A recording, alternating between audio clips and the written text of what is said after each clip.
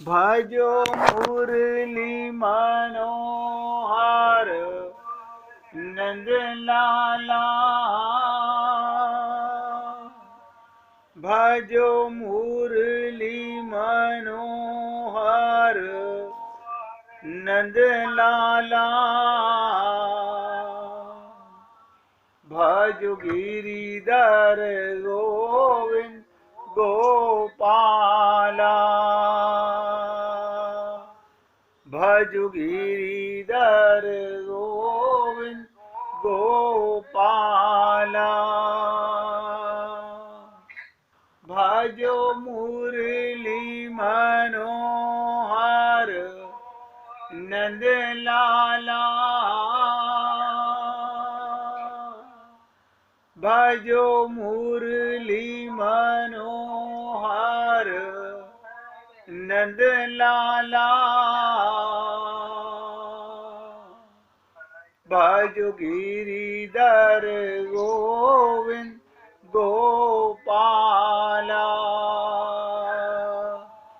भजो गिरिधर गोविंद गोपाला। बोलिए वृंदावन बिहारी लाल की जय। जय जय श्री राधे। जय जय श्री राधे। सभी भक्तों से निवेदन, बहुत एकाग्रचित्त होकर के सत्संग के प्रत्येक शब्द को पूरी एकाग्रता के साथ हृदयंगम करने का पूरा प्रयत्न कीजिएगा। मन एक माया में लगा रहेगा, संसार में लगा रहेगा तो भगवान में नहीं लग पाएगा। सारी इंद्रियों से संसार का काम करो, मन भगवान में लगा के रखो। लेकिन क्योंकि आप और हम लोग अनंत जन्मों से मन के गुलाम रहे हैं, मन की इच्छा हम पूरी करने पर लगे रहते हैं। कभी ये प्रयत्न नहीं करते कि मन ही बंधन, मन ही मोक्ष का कारण है। आप और हम सबका मन संसार में बंधा हुआ है, इसमें कोई दो राय नहीं है। तो हमें क्या करना है? शरीर से संसार की सेवा और मन भगवान की ओर लगाना है।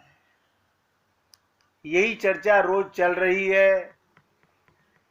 हमने कहा 3 मार्ग, राजा दशरथ की 3 पत्नियां, कौशल्या, सुमित्रा और कैकेयी। कौशल्या जी का चरित्र ज्ञान प्रधान है, सुमित्रा जी का चरित्र उपासना भक्ति प्रधान है और कैकेयी जी का कर्म प्रधान है।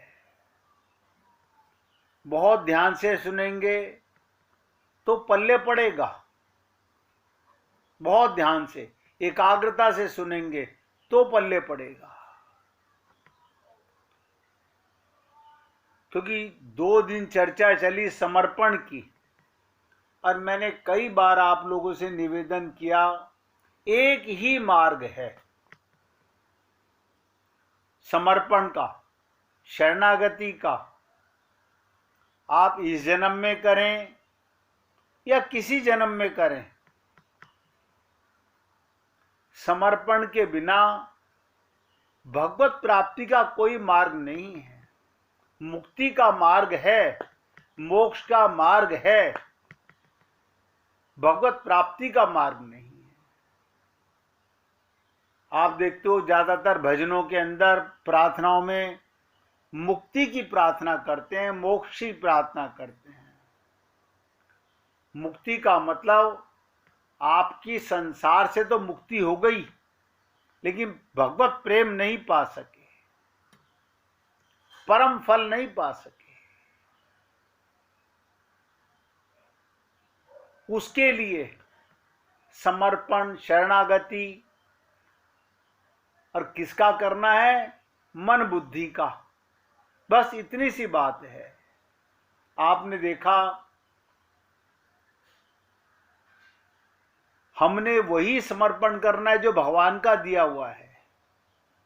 आपके पास ऐसी कोई वस्तु हमें बता दीजिए जो भगवान की नहीं, आपकी हो। कोई भी वस्तु।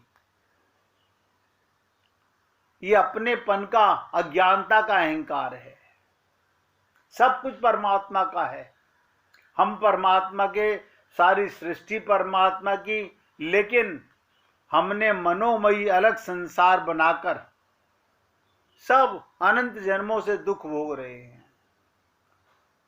तो यहां पर सुमित्रा जी के संवाद में चर्चा आई कि राजा ने तो दोनों को, बड़ी रानी और छोटी रानी, जो संतोष प्रिय थी, उसको अपनी तरफ से नहीं दी और उनसे कहा कि आप दोनों को अपने हिस्से में से हिस्सा दे दीजिए। देखिए कितनी विचित्र चीज है। कौशल्या जी ने भी अपनी खीर में से खीर दी, कैकेयी जी ने भी दी। देने वालों को एक एक पुत्र हुआ। जिसको दोनों से मिला उसके 2 पुत्र हुए। मगर समर्पण देखिए, क्या आप और हम लोग भी ऐसे समर्पण के भाव में रहते हैं? क्या समर्पण? यहीं पे समझने का विषय है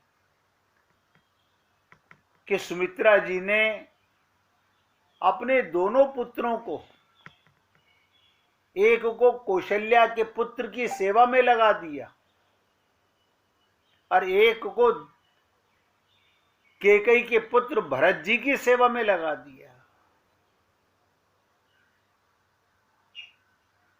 इतना बड़ा सैक्रिफाइस, इतना बड़ा त्याग, ये समर्पण में ही हो सकता है, ज्ञान में और कर्म में नहीं हो सकता। कल मैंने आपके साथ छोटी सी चर्चा चालू की थी कैकेयी जी के चरित्र की।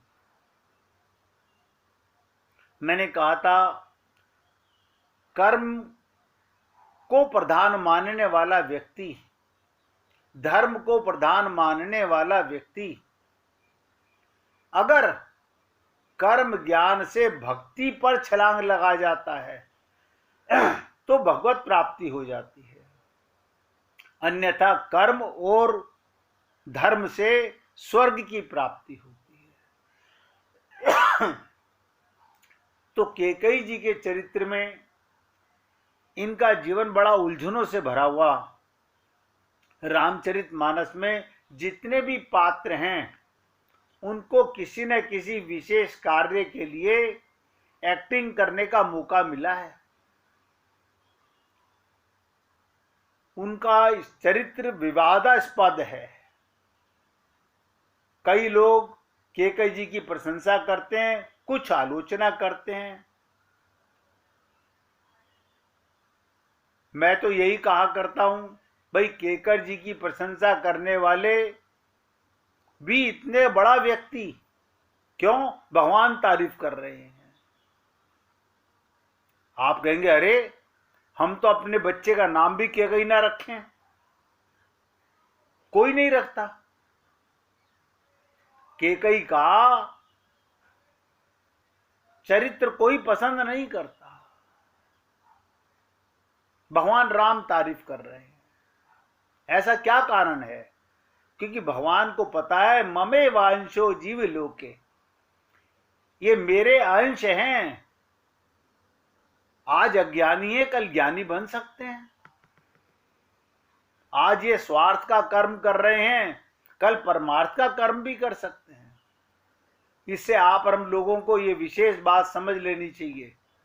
भगवान की दृष्टि में जब तक आपको ज्ञान नहीं, भक्ति नहीं, भगवान आपसे नफरत कभी नहीं कर सकते।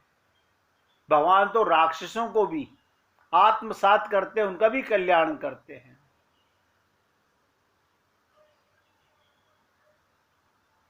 तो हम एक ही बात बोलते हैं, छोटी मुंह बड़ी बात। एक और तो कैकेयी जी की प्रशंसा करने वाले साक्षात भगवान राम, और केवल प्रशंसा नहीं, उन्होंने तो प्रशंसा से भी ज्यादा बड़ी बात कह दी। चित्रकूट की भरी सभा में यहां तक कह दिया कि जो लोग मेरी जननी कैकेयी को दोष देते हैं वो जड़मती हैं। इतना ही नहीं, कैकेयी जी की निंदा करने वालों की भगवान राम ने आलोचना भी की। और आप और हम लोग, अगर हमसे पूछा जाए तो हम आलोचना ज्यादा करते हैं, प्रशंसा कम करते हैं। रामचरितमानस में आया, दोष देखी जननी जड़ जेही, जिन गुरु साधु सभा नहीं सही।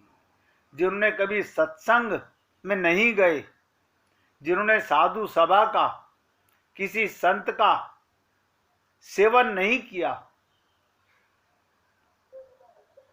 जो सदा संत महात्माओं से दूर रहा, वही मेरी मां कैकेयी की निंदा करेगा।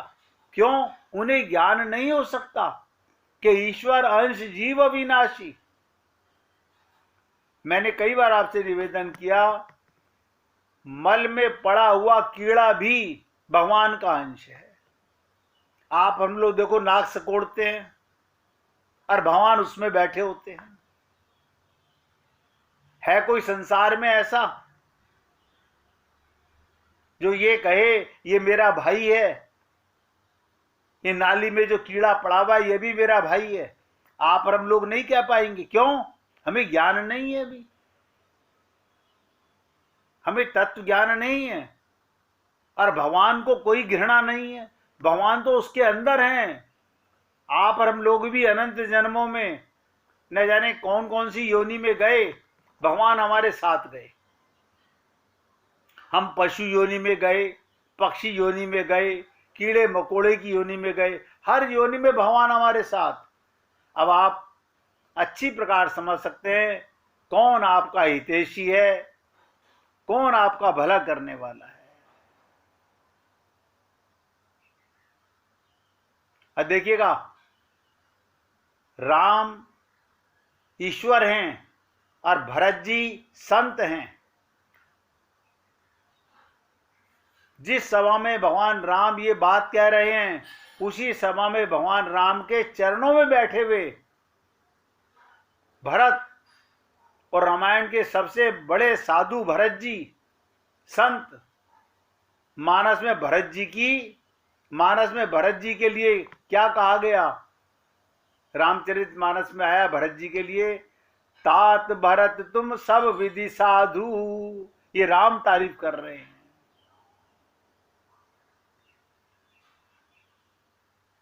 तात भरत तुम सब विधि साधु, राम चरण अनुराग अगाधु।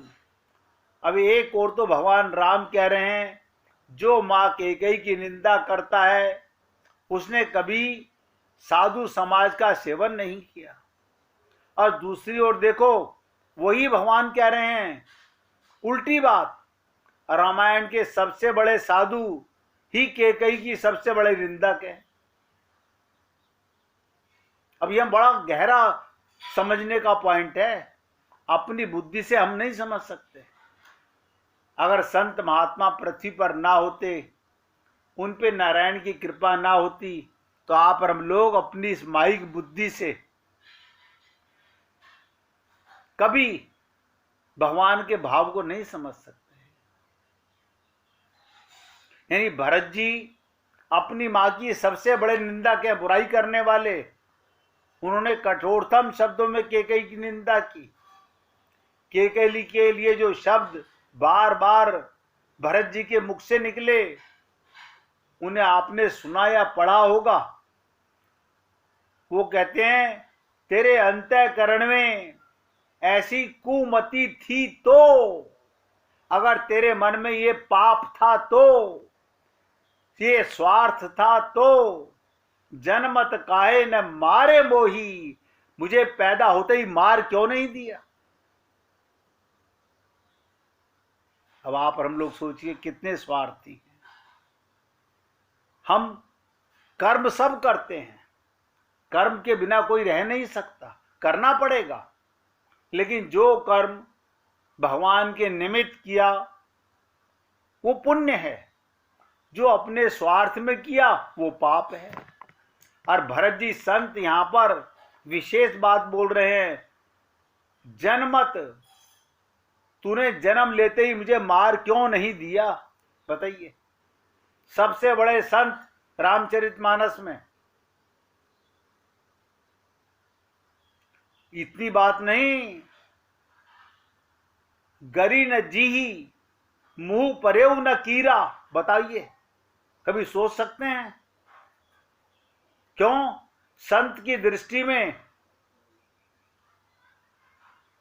उनका कर्म सामने आ रहा है कि तू मेरी मां होकर के तूने ऐसा पाप किया, जन्म लेते ही मुझे मार क्यों नहीं दिया, और तेरी जीभ क्यों नहीं गल गई? बताइए, गरी न जीही मुंह परेव न कीड़ा। बताइए, कभी पढ़ा आप लोगों ने रामचरितमानस में? नहीं, इतनी गहराई से कौन पढ़ता है? हम तो भगवान से मंगते बन के प्रार्थना करने जाते हैं मंदिर में। हम भगवान से प्यार करने या रामचरितमानस को समझने के लिए थोड़ी पढ़ते हैं। उसके एक एक भाव को कौन समझे? किसके पास इतना समय है? हम तो शॉर्टकट में चाहते हैं कि पंडित जी कोई ऐसा उपाय बताइए, बस ये सारे संसार की माया मेरे पास आ जाए। और देखिए, सबसे बड़े संत कह रहे हैं अपनी मां को, तूने जन्म लेते मुझे मार क्यों नहीं दिया, और तेरी जीभ क्यों नहीं गल गई, तेरे मुंह में कीड़े क्यों नहीं पड़ गए, जो तूने पिताजी से ऐसे वरदान मांगे और मेरे प्रभु को वन भेज दिया।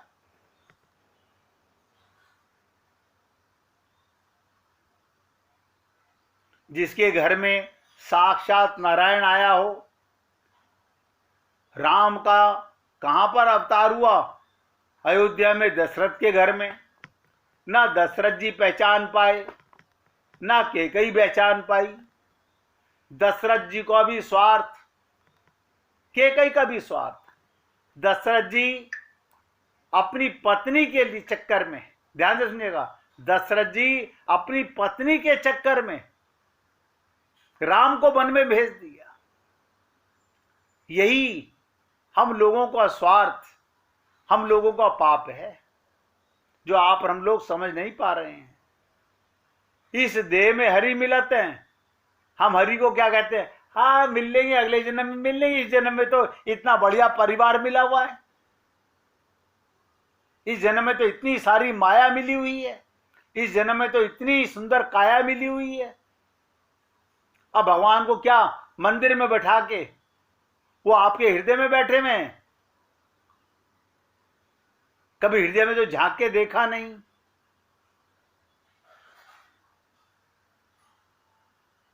केवल अभी देखिए कर्म है। यहां पर भरत जी उनके स्वार्थ की निंदा कर रहे हैं, ये कैकेयी के कर्म जन्य की निंदा कर रहे हैं कि तेरे मन में उस समय ये स्वार्थ का भाव कैसे आ गया कि भगवान को वन में भेज रही है, पिता से ऐसे वरदान मांगे। अब पिता भी ऐसे मूर्ख कि पत्नी के वचन को भगवान को निकालना मंजूर कर दिया। आप और हम लोग संसार के रिश्ते नातों को बहुत अहमियत देते हैं। अज्ञानी है ना, सब में परमात्मा है, ये भाव नहीं रखते। तो क्या कहते हैं? जो तूने पिता से ऐसे वरदान मांगे, अब प्रभु को वन भेज दिया, तुझसे बढ़कर अधम इस धरातल पर और कोई हो नहीं सकता।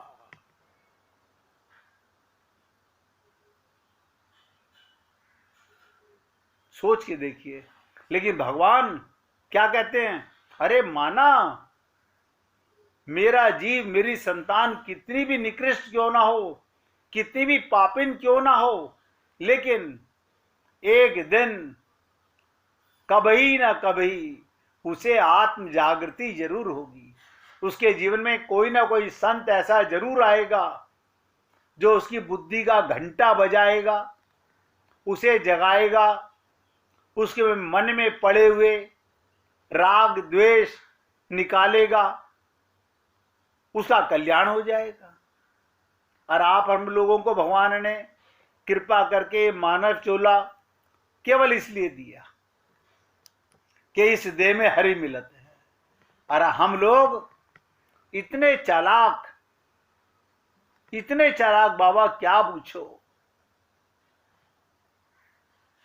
कि हमने भगवान के लिए बहुत सुंदर मंदिर बनाया, मन मंदिर में जाने का प्रयत्न ही नहीं किया। भगवान कह रहे हैं, मोह को तू क्या ढूंढे रे बंदे, मैं तो तेरे पास रे। लेकिन हम नहीं, सारी दुनिया जा रही है, हम भी वहीं जाएंगे। हमने आपसे निवेदन किया कि आपको, हम सबको परमात्मा ने मंत्र देकर भेजा, और ऐसा मंत्र हर सांस में हो सुमिरन तेरा। हम भूल गए अपने। अब परिवार का काम कौन करेगा अगर हम तुम्हें याद करते रहेंगे तो? देखो हम कैसे स्वार्थी हैं। हमने भगवान को भी सुबह पूजा करके मंदिर में सजा धजा के बैठा दिया, बस हो गया काम। अब कुछ मांगना होता है, काया दुखी तो भगवान से प्रार्थना कर रहे हैं, माया नहीं है तो भगवान से प्रार्थना कर रहे हैं। ये स्वार्थ नहीं तो क्या है?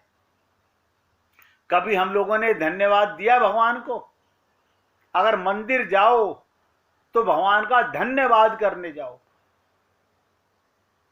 कि हे प्रभु, आपने मुझे मनुष्य शरीर देकर इतना बड़ा मुझ पर एहसान किया, मुझे संत महात्माओं का संग देकर मुझे जगाने का प्रयत्न किया। मैं आपका हृदय से धन्यवाद करता हूं, वरना मैं पशु योनि में कभी आपको याद कर ही नहीं सकता।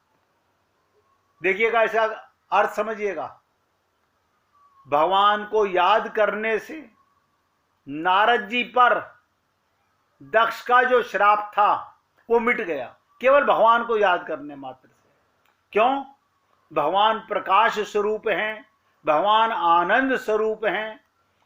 और भगवान कहते हैं, जो जाकी शरण गयो वापे वाकी लाज।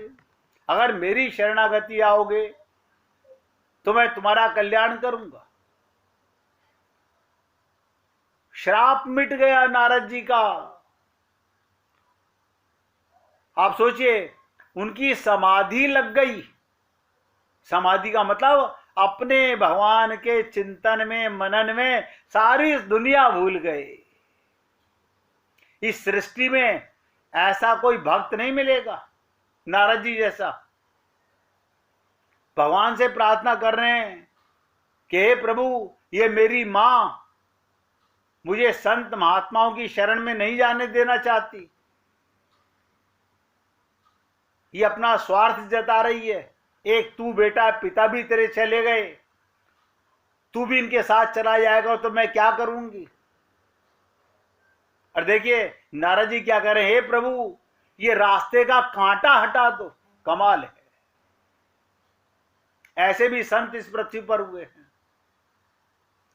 और नारद जी समाधि लग गई, हमारी कभी समाधि नहीं लगती। क्यों? हम चिंतन करें, हम मनन करें, हम सुमिरन करें तो लौ लगे।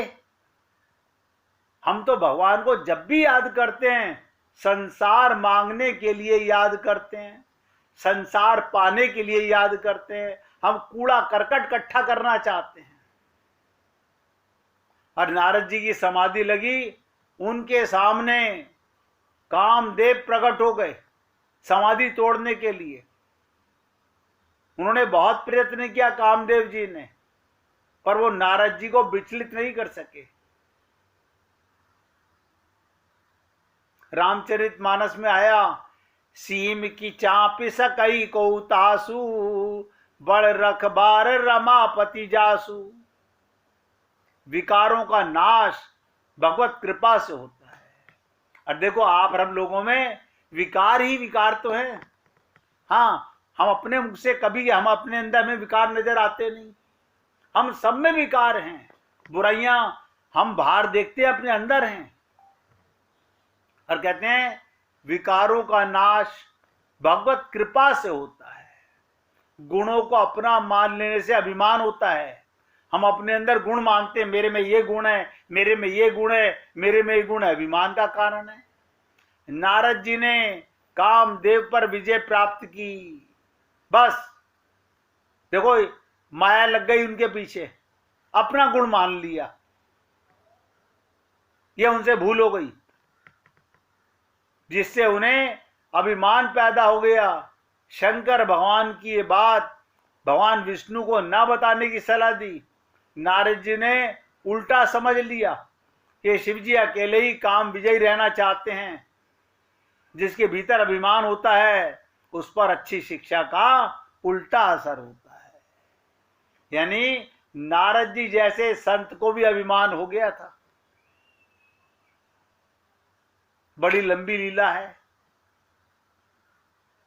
वास्तव में अच्छी बात भगवान की कृपा से होती है, गलती हमारी होती है। आछी करे सो राम जी के सतगुरु के संत, भूंडी बने सो आपकी ऐसी उर्धारंत। इसलिए हे पुण्य आत्माओं, सदा अपने अंदर अपने हृदय में बुराइयों को झांकते रहना चाहिए। 1 मिनट भगवान का कीर्तन करके फिर आगे बढ़ेंगे। रघुपति राघव